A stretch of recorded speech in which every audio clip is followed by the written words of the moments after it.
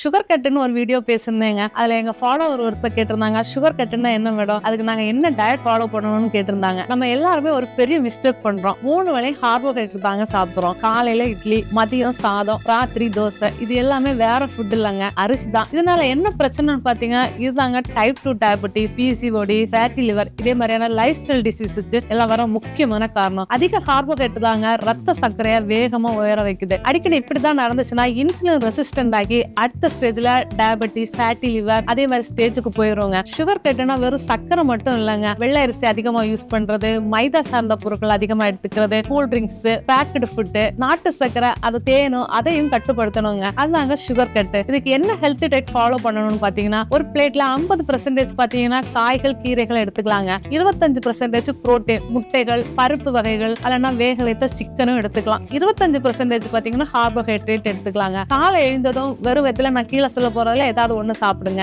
வெந்நீர் வெறும் வயித்துல சாப்பிடலாம். அல்லனா கொத்தமல்லி போட்டு அந்த தண்ணி குடிக்கலாம் வெது வெதுப்பா. 1 டீஸ்பூன் வெந்தயம் போட்டு அதை கொதிக்க வச்சு அந்த தண்ணி சூடா குடிக்கலாம். சியா விதை ஊற வைத்தது, பழைய சாத தண்ணி, அளவு கட்டுப்பாடு ரொம்ப முக்கியங்க. இதுல ஏதாவது ஒண்ணு எடுத்துக்கோங்க. காலை உணவு புரோட்டீன் கண்டிப்பா சேர்த்துக்கணுங்க. ஃபர்ஸ்ட் பாத்தீங்கன்னா 2 முட்டை வேக வச்சு பெப்பர் போட்டு எடுத்துக்கலாம். செகண்ட் பாத்தீங்கன்னா முளைக்கட்டிய பயிர் வகைகள், பச்சை பயிறு, கொண்டக்கடலை, தட்டைப்பயிறு, நிலக்கடலை, கொள்ளு, இதுல ஏதாவது ஒண்ணு ஊற வைத்து வேக வைத்து ஒரு பவுல் எடுத்துக்கலாங்க. அல்லனா பன்னீர் எடுத்துக்கலாம். அதோட சேர்த்து 2 தோசை அல்லனா இட்லி பாத்தீங்கன்னா சிறுதானியங்களை செஞ்சு எடுத்தா ரொம்ப நல்லதுங்க. கம்பு தோசை, குதிரைவாளி தோசை, வரகு தோசை, ராகி கூழ், ராகி தோசை, ராகி சேமியா, ஓட்ஸ் பாத்தீங்கன்னா காய்கறிகள், வெஜிடபிள்ஸ் சேர்த்தும் எடுத்துக்கலாம். கஞ்சி மாதிரியும் எடுத்துக்கலாம். வெஜிடபிள் சாலடும் எடுத்துக்கலாங்க. இது பாத்தீங்கன்னா காய்கள் நிறைய போட்டு சாம்பாரோட சேர்த்து எடுத்துக்கலாம். காலை உணவை நான் இது சொன்னதுல ஏதாவது ஒண்ணு எடுத்துக்கோங்க. காலை 11 மணி அளவுல உங்களுக்கு ரொம்ப பசி இருந்துச்சு, டீ காஃபி எதுவும் குடிக்காம அதுக்கு பதிலா நான் சொல்ல போறதுல இதுல ஏதாவது ஒண்ணு சாப்பிடலாங்க. மோர், கருவேப்பிலை சேர்த்து எடுத்துக்கலாம். அல்லனா லெமன் ஜூஸ்,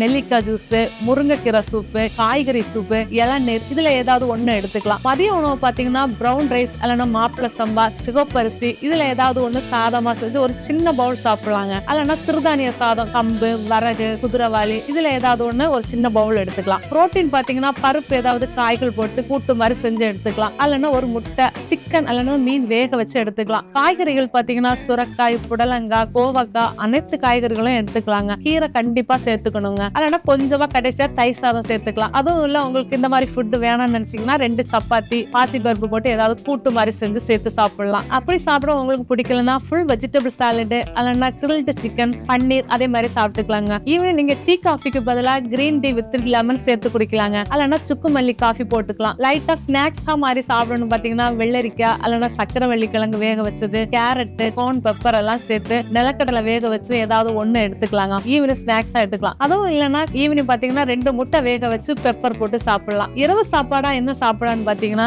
7 மணிக்குள்ள முடிச்சிடணுங்க. 2 முட்டை வேக வச்சு கொஞ்சம் பெப்பர் போட்டு சாப்பிடலாம். அல்லனா வெஜிடபிள் சாலட், பன்னீர், காய்கறி சூப்பு இதே மாதிரி எடுத்துக்கலாம். முளைக்கட்டின பயிர் வகைகளும் எடுத்துக்கலாம். ரொம்ப பசி இருந்துச்சுன்னா மில்லட் தோசை வந்து அளவு குறைவா எடுத்துக்கலாங்க. அப்படி இல்லைன்னா பழங்கள் பாத்தீங்கன்னா நாள் ஒண்ணுக்கு பாத்தீங்கன்னா ஆப்பிள் பழம் 1, அல்லனா கொய்யா பழம் 1, மாதுளை பழம் 1, பப்பாளி பூசு ஒரு 2 பீஸ் எடுத்துக்கலாம். ஜூஸா வேணாங்க, பழமா சாப்பிடுங்க. ஈவினிங் 7 மணிக்குள்ளாடி இதுல ஏதாவது ஒண்ணு பாத்தீங்கன்னா நைட் டிஃபனா அதை சாப்பிடலாங்க. வாழ்க்கை முறை பாத்தீங்கன்னா 40 நிமிஷம் நடைபயிற்சி, 7 மணி நேரம் தூக்கம். நான் சொன்ன இந்த டயட்டை சரியா காம்ப்ரமைஸ் இல்லாம ஃபாலோ பண்ணீங்கன்னா ரிசல்ட் வராம இருக்கவே முடியாதுங்க. சுகர் கட்னா இனிப்பு மட்டும் விட்டா போதாங்க, 3 வேளையும் கார்போஹைட்ரேட் அதிகமா சாப்பிடுறதையும் கட்டுப்படுத்தணும். சரியான பேலன்ஸ் தாங்க ட்ரீட்மெண்ட்.